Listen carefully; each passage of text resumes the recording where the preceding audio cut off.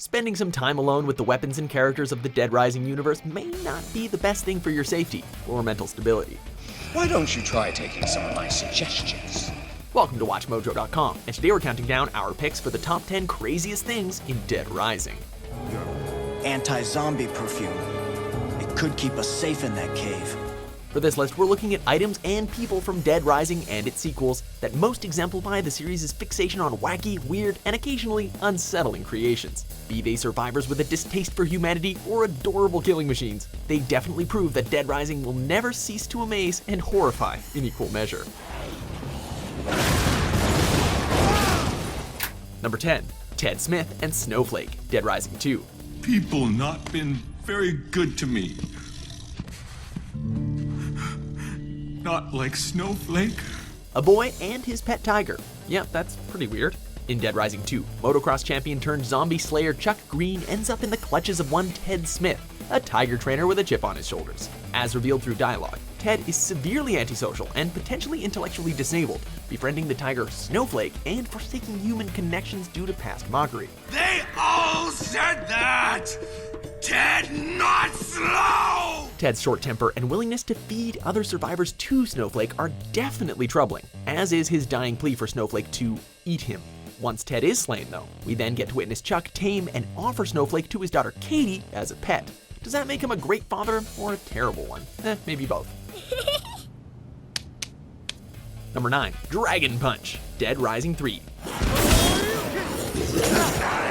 Over the course of Dead Rising 3, players can find a great deal of interesting and unusual weapons to construct using other weapons and components. One such unorthodox weapon is the Dragon Punch, built by combining, of all things, a motorcycle engine and boxing gloves. When equipped, the Dragon Punch allows players to smack zombies around with over-the-top punching attacks. One of the attacks even allows players to perform the Shoryuken, the famed move from the Street Fighter games. For bonus points, Dragon Punch is actually an alternative name for the Shoryuken. Well played, Capcom. Well played.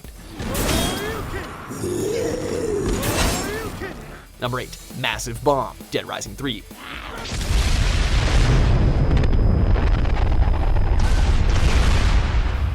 On the topic of impressive firepower, here we have an end to all zombie conflict, created through the combination of an enormous bomb and a laptop. The massive bomb's size requires it to be carried outside of one's inventory at all times. However, once the device is activated and thrown, the main draw becomes clear. It can eradicate hundreds of zombies at once. The device lures in all nearby zombies before vaporizing them in one fell swoop, with the amusing side effect of also stripping the player of their clothes. It is at once awesome and hilarious. Number 7. Sean Keanan, Dead Rising. Those who reject salvation embrace ignorance. When cults are involved, can you really expect anything other than crazy shenanigans? Sean Keanan leads the True Eye cult, who believes that by executing other survivors, they themselves will be spared from death or from becoming zombies. The only path to the salvation of the soul. For his part, Keanan sends forth his disciples to kill photojournalist Frank West on sight, prepares captives for execution, and battles attackers with a ceremonial sword. At once unhinged and devoted to his beliefs, it's fitting that Keanan meets his end at the hands of a mannequin his cult had worshipped. Number 6. Freedom Bear, Dead Rising 2. Liberty's most adorable warrior hard at work. The prospect of Chuck Green finding oversized robot bears in Dead Rising 2 is amusing in and of itself, even before the idea to modify said stuffed animals comes to mind. So we're hard-pressed not to laugh hysterically or gape in awe at the sight of Freedom Bear, one such bear armed with an LMG and ready to kill. Freedom Bear can be set on the ground and left to act as a sentry, gunning down any zombies that cross its field of view. That this magnificent creation was brought back for Dead Rising 3 is hardly a surprise. Number 5. Real Mega Buster, Dead Rising. It's not a Capcom joint without at least one inter-franchise nod. Although we already had the Dragon Punch, enter the Real Mega Buster, a fully functioning replica of Mega Man's iconic weapon that shoots actual energy blasts. Further, its shots can kill any foe in less than 5 hits and can be used 300 times. Setting aside the absurdity of a Mega Man weapon appearing in a setting somewhat closer to reality, the challenge tied to obtaining the Mega Buster is truly something else. To get the real Mega Buster, players must kill 53,594 zombies in a single playthrough.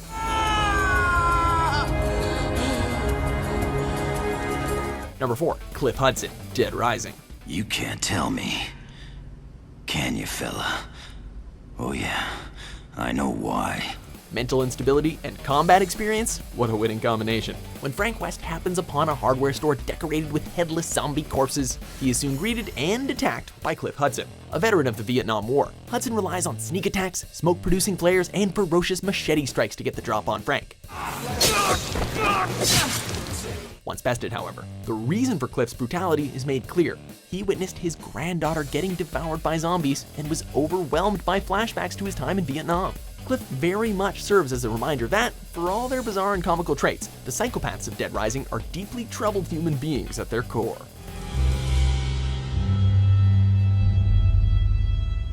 Number 3, Psychopath Chuck Green, Dead Rising 2, Off the Record. Hey! You get the hell away from my bike! Tragedy often leads to insanity, apparently. Off the Record offers an interesting spin on Chuck Green, portraying him as a bitter loner divorced from reality after losing Katie to the zombie horde. When Frank West encounters him in the alternate version of Dead Rising 2, a misunderstanding leads Chuck to hop on his slice cycle and attack Frank mercilessly. Setting aside his attachment to said chainsaw-protected motorcycle, what illustrates Chuck's loss of sanity best is his protectiveness of the doll taped to his back, implied to be a stand-in for Katie. It's quite sad, but not unexpected when zombies are on the loose. You're okay. You're safe now. Number 2, Chef Antoine, Dead Rising 2. Come in, finally. How about we not have what he's having? Discovered by Chuck Green in the Royal Flush Plaza, Chef Antoine Thomas is unrelenting about his desire to prepare the ultimate dish for a magazine reporter that will never really come. It becomes increasingly clear that Antoine has crossed the line with his cuisine. Specifically, he's opted to start cooking human flesh and is holding survivors captive to use for his meals. But I've been waiting for you! Who the hell would want to eat this? Combat-wise, Antoine is just as unhinged, given his attempts to force apples down Chuck's throat, hit him with a frying pan, and toss anything not bolted down at Chuck. Before we unveil our top pick, here's a few honorable mentions.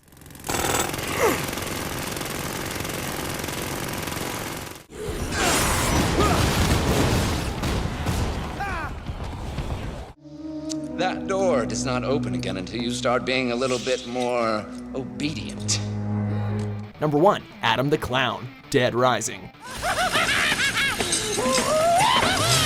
Here, they somehow made clowns seem even less appealing and sane. Encountered by Frank near the Space Rider roller coaster, Adam McIntyre makes a terrifying first impression. He's a clown performer in full makeup, he wields twin chainsaws, and his high-pitched voice is deliberately at odds with his anguish over the demise of his audience. When the zombies came, everyone died!